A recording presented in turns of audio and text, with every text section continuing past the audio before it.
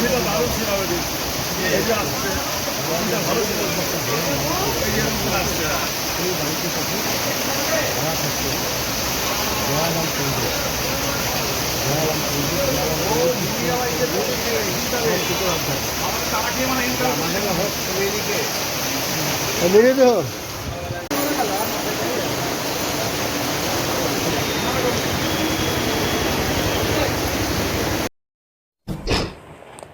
বৃষ্টিতে ভিজে তো খেলতে ভালোই লাগে, ছেলেরাও খুব উপভোগ করে।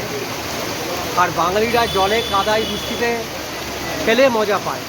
ফুটবল তো বাঙালিরই খেলা, রোদে জলে ভিজে লড়াই করার খেলা।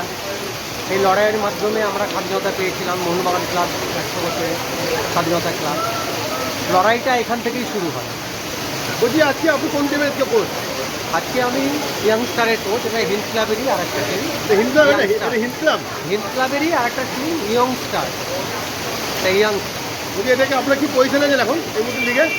লিগে এখনও শুরু হয়নি, 1 তারিখ থেকে খেলা শুরু হবে। সেকেন্ড ডিভিশন, এটা সিনিয়র সেকেন্ড ডিভিশন।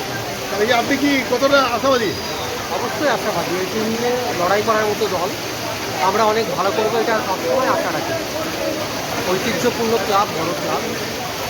এই ক্লাবের একটা সংস্কৃতি, কৃষ্টি, ঐতিহ্য আছে।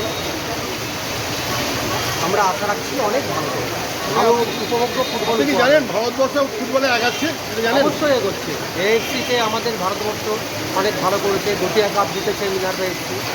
খোঁজ খবর রাখি, আমরাও চেষ্টা করি। আমাদের এই হিল ক্লাবের ছেলে উপেন টুডু মোহামেডান স্পোর্টসে খেলছে, হারিফ কলকাতা খেলে, রনি খেলে খিদিরপুর, প্রচুর ছেলে খেলছে, হামিদ খেলছে।